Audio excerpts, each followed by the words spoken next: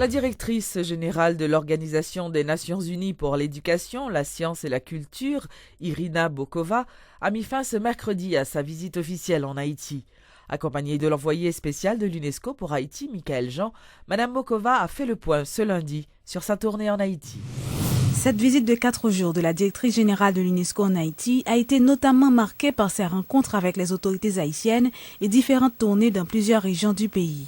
Dans l'ensemble, cette mission a été une réussite si l'on en croit Irina Bokova. Au niveau de l'éducation, de grandes avancées ont été constatées, mais il reste 1 300 000 enfants qui ne sont toujours pas scolarisés et cela préoccupe Mme Bokova. Il faut continuer, c'est un travail qui évolue. Il faut continuer à aller jusqu'au bout, d'avoir tous les enfants scolarisés. Autre préoccupation, la qualité de l'éducation en Haïti. Elle n'est pas bonne, déplore la responsable qui estime que beaucoup reste à faire. Nous savons malheureusement qu'il y a une grande majorité aussi des Haïtiens qui sont passés formellement à travers une éducation, mais comme nous disons fonctionnellement, ils sont analphabètes, illettrés, avec la mauvaise qualité de l'éducation. Alors, c'est pourquoi la formation des enseignants est clé. Quant au volet culture, tout va pour le mieux. Depuis la visite d'une mission d'experts en juillet dernier, de nombreux efforts ont été faits dans le cadre des travaux de réaménagement des sites et du patrimoine culturel.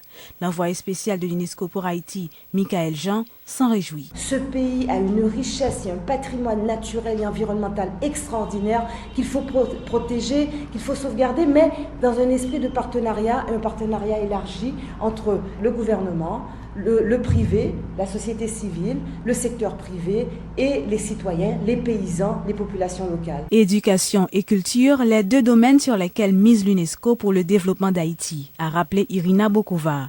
Et ce n'est pas sans raison que l'organisme onusien a réitéré son engagement à soutenir et à accompagner le gouvernement dans sa politique. Le ministre de la Planification et de la Coopération externe poursuit sa série de rencontres avec les bailleurs de fonds internationaux dans l'objectif de réviser les portefeuilles de la coopération étrangère.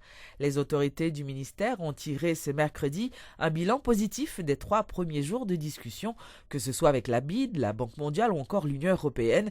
Des pistes de solutions ont été trouvées pour faciliter l'aboutissement de certains projets de développement en souffrance, a révélé Maxime Cherestal.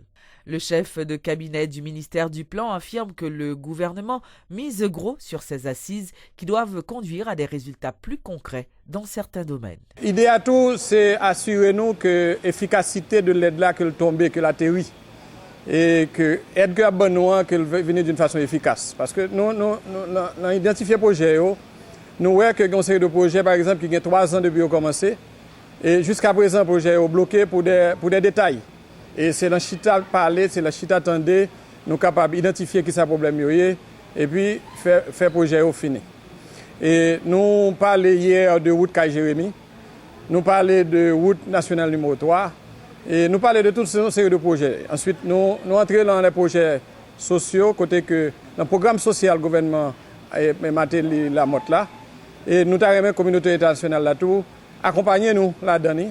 Et nous chita avec eux pour nous garder qui perspective qui gagne pour accompagner nous tous dans alléger souffrance peuple là et alléger misère et grand goût peuple là. Et aider nous envoyer plus de monde à l'école, aider nous bailler plus de manger dans le pays. Mais pour nous faire le troisième volet et rencontre là, c'est assurer nous que priorité gouvernement c'est les mêmes que la communauté internationale la suivent. Parce que nous avons un plan de développement stratégique d'Haïti qui développe le ministère Sahara.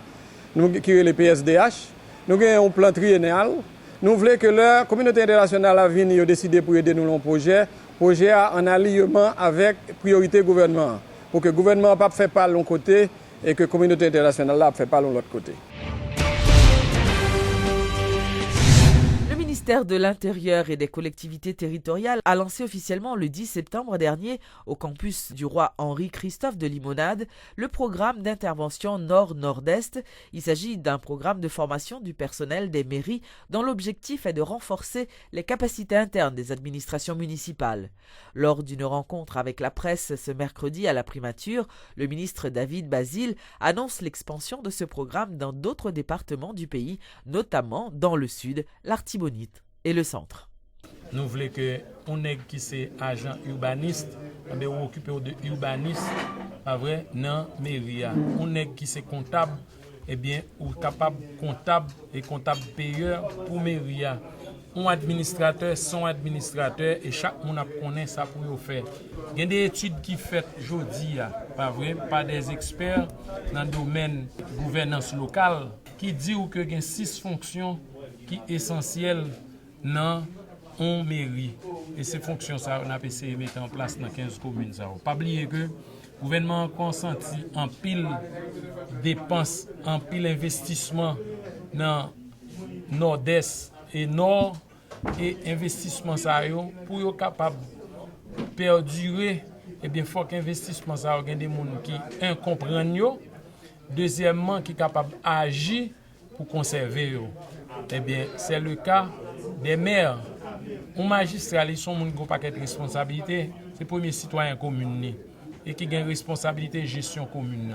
Donc, il faut qu'on mette avec des ressources humaines qualifiées et des outils pour le capable de travailler.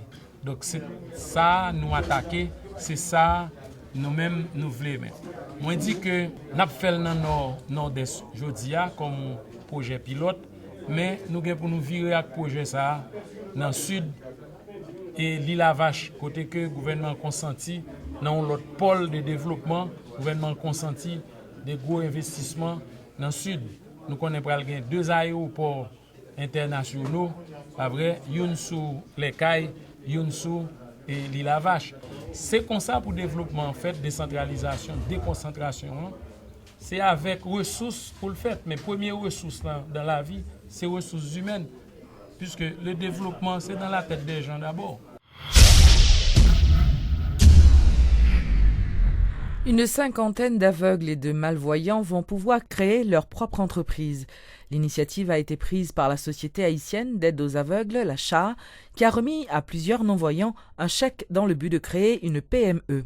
Suivez les explications de l'ancien secrétaire d'État à l'intégration des personnes handicapées, le docteur Michel Péan. Dans le programme, année ça, c'est 57. Et l'année dernière, c'était 80. Et nous faisons programme ça avec support CBM. Nous identifions des gens non seulement dans Port-au-Prince, mais également par exemple dans Oiba, Tibonite, dans le sud, dans le sud-est, dans le nord, et nous prêtons l'argent. OK? Et là, nous prêtons l'argent, il y a un mois de grâce. Nous prêtons l'argent là en septembre. Pendant tout le mois d'octobre, là, handicapé visuel a une opportunité pour l'organiser. Et à partir de novembre, là, commencer à rembourser l'argent. Alors, remboursement lui-même, c'est chaque mois. Et à présenter dans le service de comptabilité CHA. Et intérêt à très faible, c'est 1%. Et les gens qui sont en province eux-mêmes, c'est instructeur en réadaptation qui a passé bon côté qui a collecté l'argent. Et d'un côté, que nous avons un bureau régional, tant qu'au Cap, tant que par exemple, Bartibonnier, tant que dans le sud, nous avons passé dans le bureau et a pour mettre l'argent. Et puis, le responsable régional là a déposé l'argent dans le compte CHA. À l'initiative du Bureau national d'ethnologie, une exposition de photos se tient actuellement dans certaines rues de la capitale, à Port-au-Prince, dont le thème est l'Aria, c'est salon peuple-là. Cela a pour objectif de sensibiliser les citoyens. Le fait que nous, dans la tradition, pas nous, dans le langage, pas nous, nous tout dit, l'Aria, c'est salon peuple-là. Mais un salon, le fait pour propre. Un salon, nous toujours faites attention, nous mettons photos famille, nous mettons photos amis, nous photos moun nous remet dans le salon, nous mettons tout petit, mais espace pas nous côté les salons, li gagne ça nous remet. Alors, je dis, le Bureau national d'ethnologie, notre travail pour embrasser la tradition populaire là. Notre souci nous pour nous faire tourner laboratoire sciences peuple, nous pour exposition pour lui. Souvent, on fait ici un marché pour la regarder bagaille. On soit toujours poussé par quitter tel passer tel venir, mais nous-mêmes nous baler la caille. Parce que c'est salon pas, c'est salon pas, c'est salon pas nous tous. Puisque c'est salon nous, tout ça qui en gros qui embrasse cette tradition populaire là, nous mettons dehors pour nous regarder, pour rappeler ça que la caille, pour rappeler ça gagné. Et toute photo ça c'est et pas photo faites depuis 20 ans ni 50 ans, c'est photo qui l'a fait et c'est bagages qui existent encore dans le pays. Et c'est beauté extraordinaire que mon enfant connaît que mais ça me la caille moi et me fier de lui. Alors directeur, c'est une exposition ou bien c'est début de toute une série d'expositions? C'est début d'une série d'expositions. En dedans, reste exposition là qui c'est les 3 hôtels Vaudou qui étaient là depuis sous Jacques même qui écrasé que nous remonter encore, comme ça veut dire collection anthropologique, commencer à mettre sous pied, pour nous remonter musée ethnographie, j'en suppose, mais son commencement dans une série d'expositions, une série de conférences, une série de projections de films que le Bureau national d'ethnologie a enclenché pour la rentrée, pour la prochaine saison. Vous parlez de saison, de quelle saison? Saison 2014-2015, nous-mêmes nous fonctionnons en saison. Saison 2014-2015, c'est que exposition, déjà, exposition photo, nous avons une exposition anthropologique en dedans qui est ouverte au public. Et puis, il y a les jeudis du film ethnographique qui démarrait. Ça veut dire que chaque jeudi, il y a bien des débats autour d'un film ethnographique dans le Bureau national d'ethnologie, dans série de conférences sur patrimoine. Faire moun respecter patrimoine, faire moun respecter identité, c'est mandat Bureau national d'ethnologie. Nous prenons mission nous en main, nous faisons ça pour le faire.